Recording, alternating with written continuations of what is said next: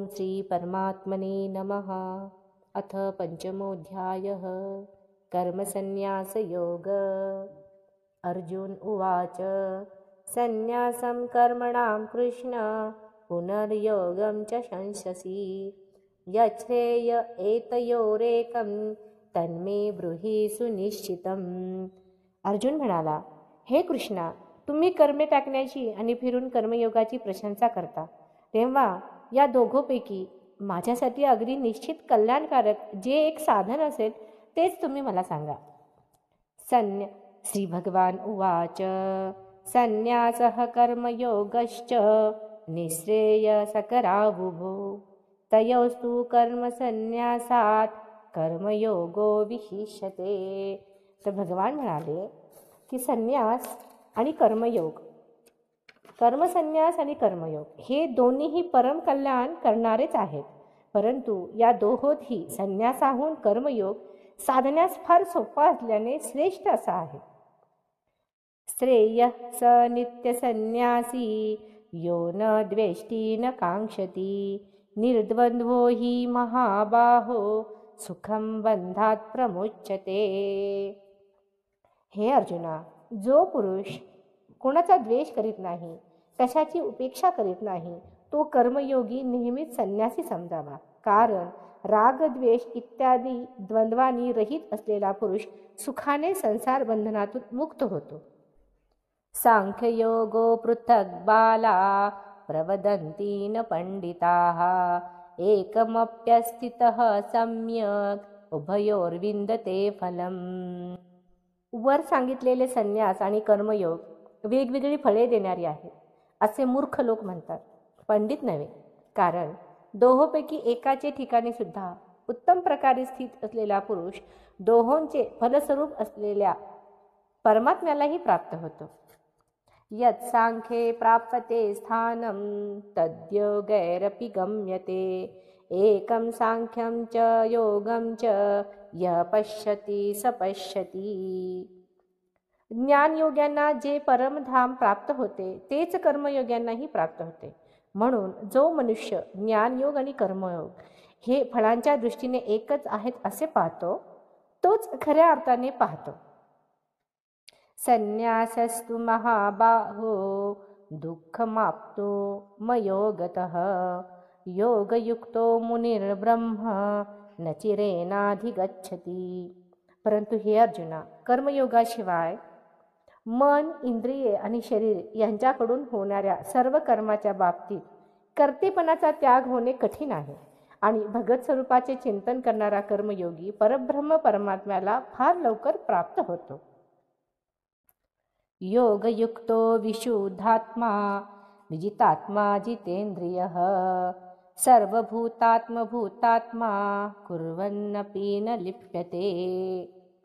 ज्याचे मन स्वतःच्या ताब्यात आहे, जो इंद्रिय निग्रही आणि शुद्ध अंतःकरणाचा आहे, तसेच सर्व प्राण्यांचा आत्मरूप परमात्म्याचाच ज्याचा आत्मा आहे, असा कर्मयोगी कर्मे करून सुद्धा अलिप्त राहतो। नैव किंचित करोमीति युक्तो मन्येत तत्त्ववित् पश्यन् शृण्वन् स्पर्शन् जिघ्नन् अश्नन् गच्छन् स्वप्नं श्वसन प्रलपन् विसृजन् गृहन् उन्मिषन् निमिषन्नपि इंद्रियाणि इंद्रियार्थेषु वर्तन्त इति धारयन्। सांख्ययोगी तत्ववेत्याने पाहत असता, ऐकत असता, स्पर्श करीत असता, वास घेत असता, भोजन करीत असता, चालत असता, झोपत असता, श्वास आणि उच्छ्वास करीत असताना, बोलत असताना, टाकीत असताना, घेत असताना, डोळ्यांची उघडझाप करीत असताही सर्व इंद्रिय आपापल्या विषयात वावरत आहेत असे समजून निसंशय असे मानावे की मी काहीच करीत नाही। ब्रह्मण्याधाय कर्माणि संगम त्यक्त्वा करोति यः लिप्यते न स पापेन पद्मपत्रमिवाम्भसा। जो पुरुष सर्व कर्मे परमात्म्याला अर्पण करून आणि आसक्ती सोडून कर्म करतो, तो पुरुष पाण्यातील कमलपत्राप्रमाणे पापाने कधीही लिप्त होत नाही। कायेन मनसा बुद्ध्या कैवलेन्द्रियैरपि योगिना कर्म कुर्वन्ति संगम त्याक्त्वात्मविशुद्धये. कर्मयोगी ममत्व बुद्धी सोडून केवळ इंद्रिय, मन आणि बुद्धी, शरीर यांच्याद्वारा आसक्ती सोडून अंतःकरणाच्या सिद्धीसाठी कर्म करतात. युक्त कर्म फलम त्यक्त्वा शांतिमाप्नोति नैष्ठिकम् अयुक्त कामकारेण फले सक्तो निबध्यते. कर्मयोगी कर्मांच्या फळांचा त्याग करून भगवत प्राप्तिरूप शांतीला प्राप्त होतो आणि कामना असलेला पुरुष कामनाच्या प्रेरणेमुळे फळात आसक्त होऊन बद्ध होतो.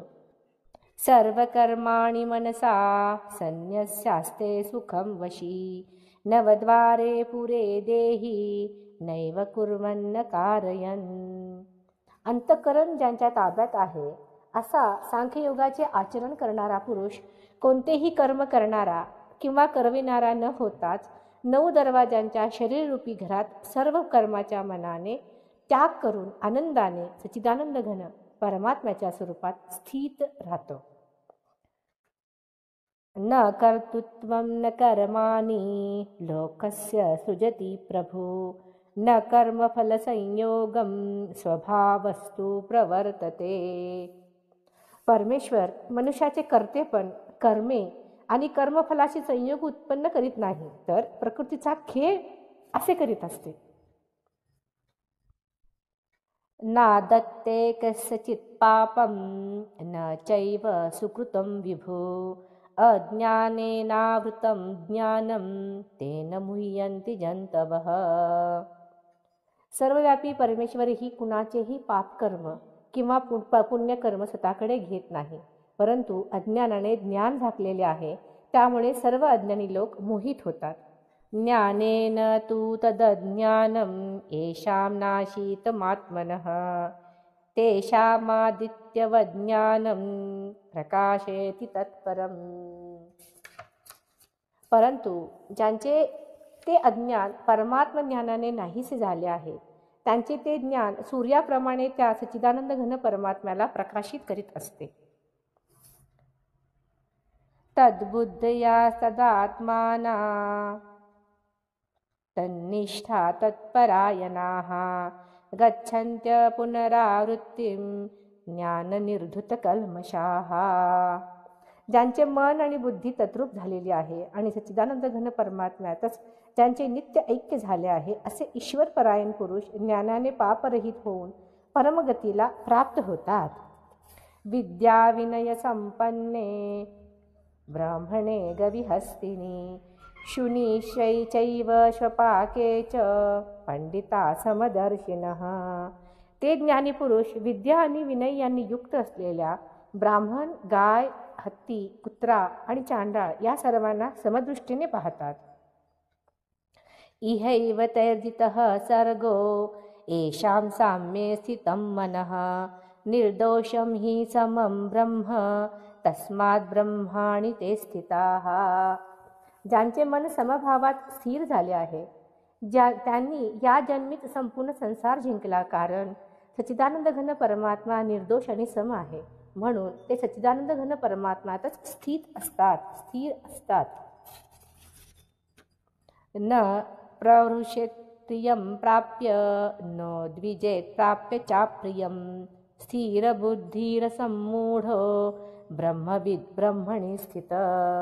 जो पुरुष प्रिय वस्तू मिळाली असता आनंदित होत नाही आणि अप्रिय वस्तू प्राप्त झाली असता उद्विग्न होत नाही, तो स्थिर बुद्धी असलेला संशयरहित ब्रह्मवेत्ता पुरुष सच्चिदानंद घन परब्रह्म परमात्म्यातच ऐक्यभावाने नित्य स्थित असतो. बाह्यस्पर्शेष्वसक्तात्मा विन्दत्यात्मनि सत्सुखं स ब्रह्मयोगयुक्तात्मा सुखमक्षयमश्नुते. ज्याच्या अंतःकरणाला बाहेरील विषयाची आसक्ती नसते, असा साधक आत्म्यातच असलेल्या ध्यानामुळे मिळणाऱ्या सात्विक आनंदाला प्राप्त होतो. त्यानंतर तो सच्चिदानंद घन परब्रह्म परमात्म्याच्या ध्यानरूप योगात ऐक्यभावाने स्थित असलेला पुरुष अक्षय आनंदाचा अनुभव घेतो. ये हि संस्पर्शजा भोगा दुःखयोनय एव ते आद्यांतवंत कौंतेय न ते शूरमते बुधः. जे हे इंद्रिय आणि विषय यांच्या संयोगाने उत्पन्न होणारे सर्व भोग आहेत, ते जरी विषयी पुरुषांना सुखरूप वाटत असले तरीही तेही दुःखालाच कारण होणारे आणि अनित्य आहेत. म्हणून हे अर्जुना, बुद्धिमान विवेकी पुरुष यात रमत नाहीत. शक्नोति हेव यः सोढुं प्राक्शरीर विमोक्षणात् कामक्रोधोद्भवं वेगं स युक्त स सुखी नरः. जो साधक या मनुष्य शरीरात पडण्याआधीच कामक्रोधामुळे उत्पन्न होणारा आवेग सहन करण्यास समर्थ होतो, तोच योगी होय आणि तोच सुखी होय.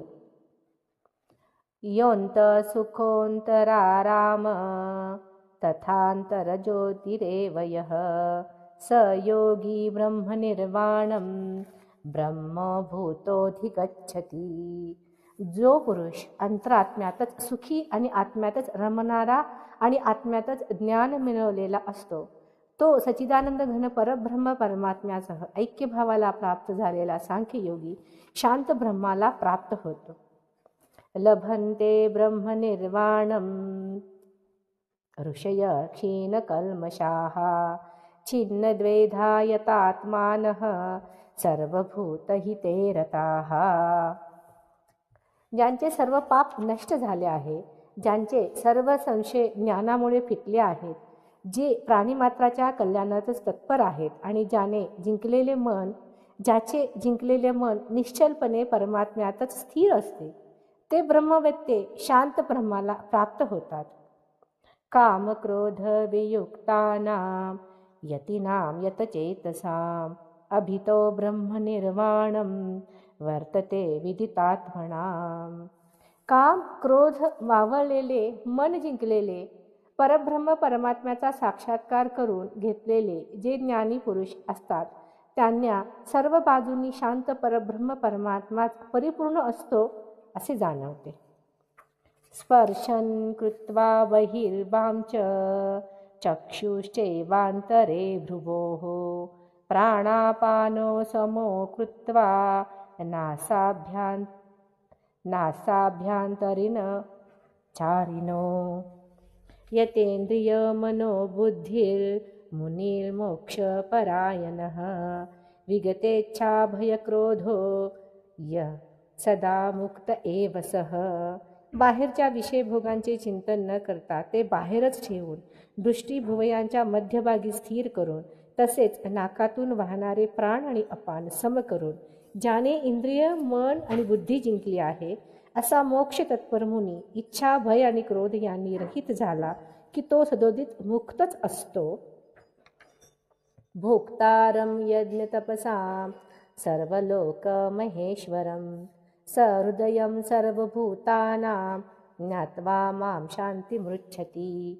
माझा भक्त मला सर्व यज्ञ आणि तपांचा भोगता, सर्व लोकांचा, ईश्वरांचाही ईश्वर, प्राणीमात्रांचा सहृदय आणि स्वार्थरहित, दयाळू आणि प्रेमी असे तत्वतः समजून शांतीला प्राप्त होतो.